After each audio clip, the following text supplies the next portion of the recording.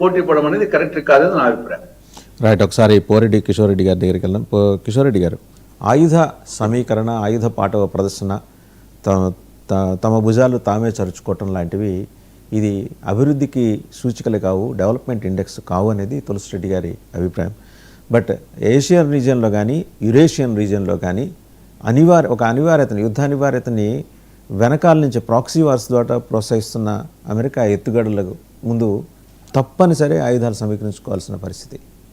ఇది ఒక inevitable situation for countries like Bharat. ఏమంటారు?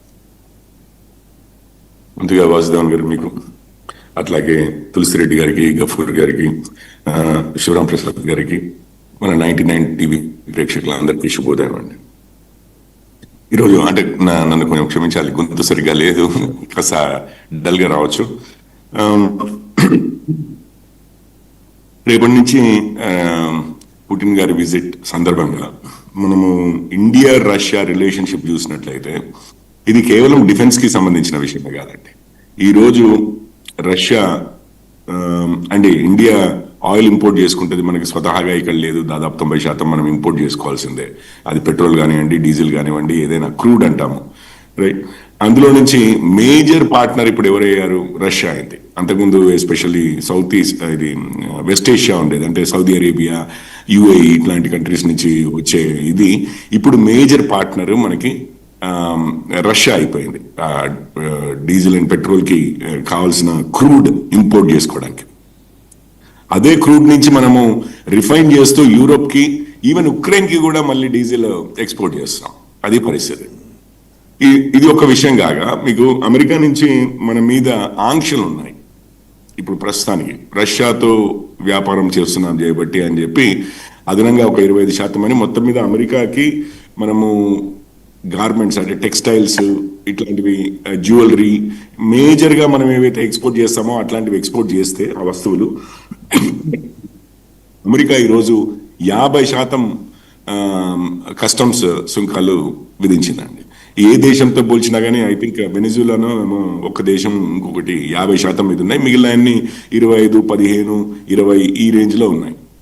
అది ఎందుకు అని అంటే మనము ఇప్పుడు రష్యా ఉక్రెయిన్ వార్లో అమెరికా సైడ్ తీసుకోలేదు అన్నది వారి ఇది.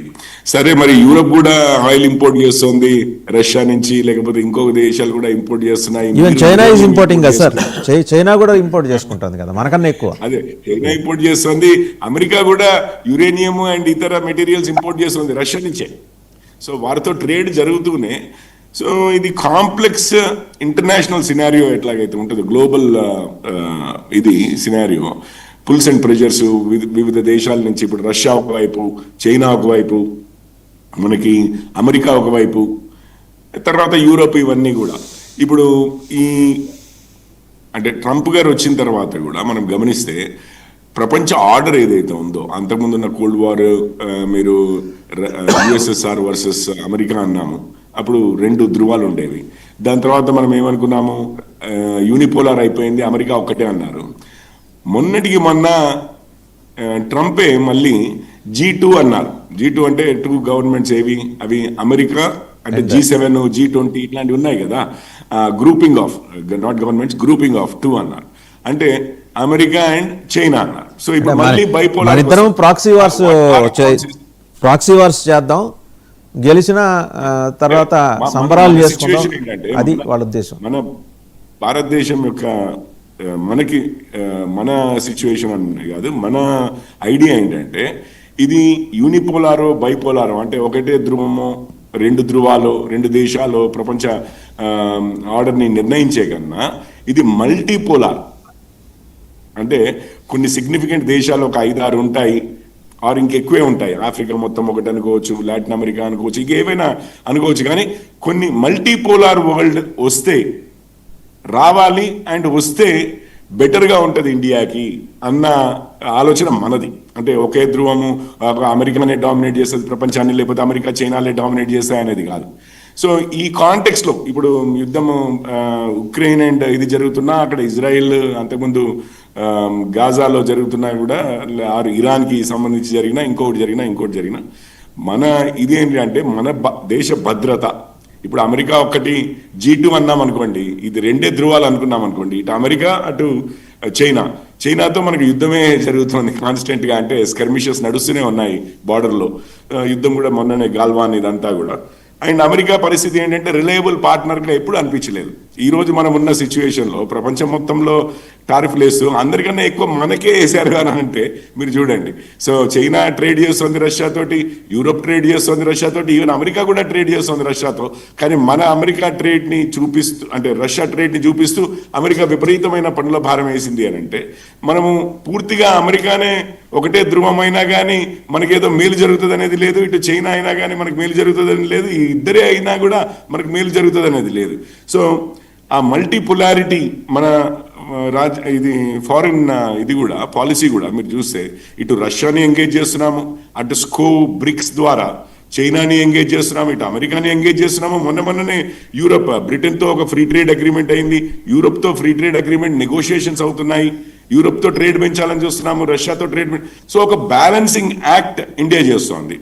అండ్ డిఫెన్స్ వరకు వస్తే ఈరోజు డెవలప్మెంట్ వితౌట్ పీస్ అనేది, బార్డర్ సెక్యూరిటీ అనేది, ఎక్స్టర్నల్ అండ్ ఇంటర్నల్ సెక్యూరిటీ అంటే బాహిర్ ఇది లేకుండా, రక్షణ లేకుండా మనము డెవలప్మెంట్ కావాలి అని అంటే అవ్వదండి. ఇప్పుడు మీరు చూడండి, ఈరోజు మనము భారత్ అత్యంత వేగంగా ఎదుగుతున్న దేశం ఈరోజు ప్రపంచంలోనే.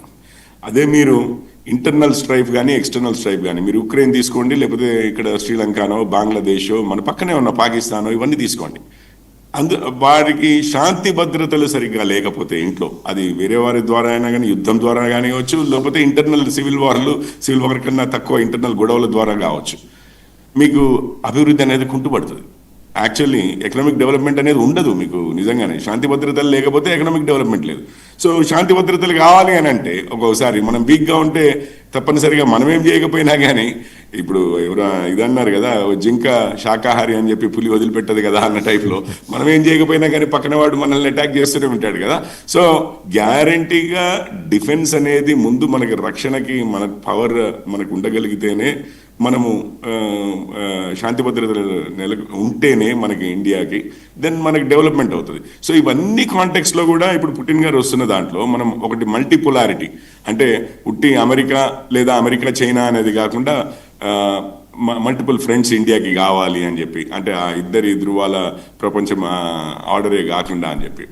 రెండోది ఏంటి అంటే మనకి డిఫెన్స్ ఎనర్జీ ఉన్నాయి. మూడోది ఏంటంటే ఇప్పుడు ఈ ప్రపంచంలో ఇప్పుడు భారత ప్రభుత్వం మీకు ఇప్పుడు అవతల టారిఫ్సే ఉన్నా, యువతల యుద్ధాలే జరుగుతున్నా, రష్యా ఉక్రెయిన్ ఇట్లాంటివి ఏవైనా కూడా మనకి ఎప్పుడు కూడా ఒక అంటే ఇంటర్నల్గా కూడా ఒక క్రిటిసిజం ఉంది, ఎక్స్టర్నల్గా కూడా ఒక క్రిటిసిజం ఉంది. ఈరోజు భారతదేశము పూర్తిగా అమెరికా వైపు వెళ్ళిపోయిందా? డొనాల్డ్ ట్రంప్తో స్నేహం ఉంది కదా మోడీ గారిది, అమెరికా వైపు పూర్తిగా వెళ్ళిపోయిందా? లేకపోతే ట్రంప్కి సరెండర్ అయిపోయారు ఇండియా?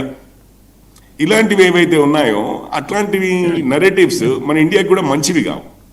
మన ఇండిపెండెన్స్ మనము ఈరోజు ఈ కాంటెక్స్లో ఏదైతే మన మీద ప్రెజర్లు పెడుతూ ట్రేడ్ ఇవి టారిఫ్లు పెంచుతూ కూడా 50% అత్యధిక టారిఫ్లు వేస్తున్న సమయంలో కూడా మనము ఇండియా యొక్క ఫారిన్ పాలసీని ఇండిపెండెంట్గా మీరు ఏ గొడవలు చేసినా, మొన్ననే Britain, France, Germany high commissioners అనండి లేకపోతే అంబాసిడర్స్ టు ఇండియా ఏవైతే ఉన్నారో మొన్ననే ముగ్గురు కలిసి ఒక ఒపీనియన్ పీస్ టైమ్స్ ఆఫ్ ఇండియాలో ఒక ఆర్టికల్ రాశారు. ముగ్గురు కలిసి రష్యా వల్లనే యుద్ధం నడుస్తోంది, రష్యా కావాలనుకుంటే ఈరోజు ఆపేయచ్చు, సో రష్యానే దోషి అనుకుంటూ అండ్ ఇండియాకి వస్తున్నారు. ఇది మనము ఇండియా కొంచెం మన మీద ప్రెషర్ పెట్టడానికి అని చెప్పి అయితే నెక్స్ట్ డే రష్యన్ ఆన్వాయ్ కూడా దానికి రిబటల్ రాశారు కానీ, అంటే దానికి ప్రత్యుత్తరం రాశారు కానీ, బట్ ఇది పరిస్థితి అండి. అంటే ఎవరికి ఇష్టం లేదు at the same time, but India కూడా తన ఇండిపెండెంట్ ఫారిన్ పాలసీని ఇటు బ్రిటన్కి ఇష్టం లేదనో, ఒకప్పుడు వాళ్ళు మనల్ని వేయలేరన్నంత ఇది ఉన్న బ్రిటన్కి ఇష్టం లేదనో, ఫ్రాన్స్కి ఇష్టం లేదనో, జర్మనీకి ఇష్టం లేదనో, అమెరికాకి ఇష్టం లేదనో, ఈ విధంగా మనం నడవము.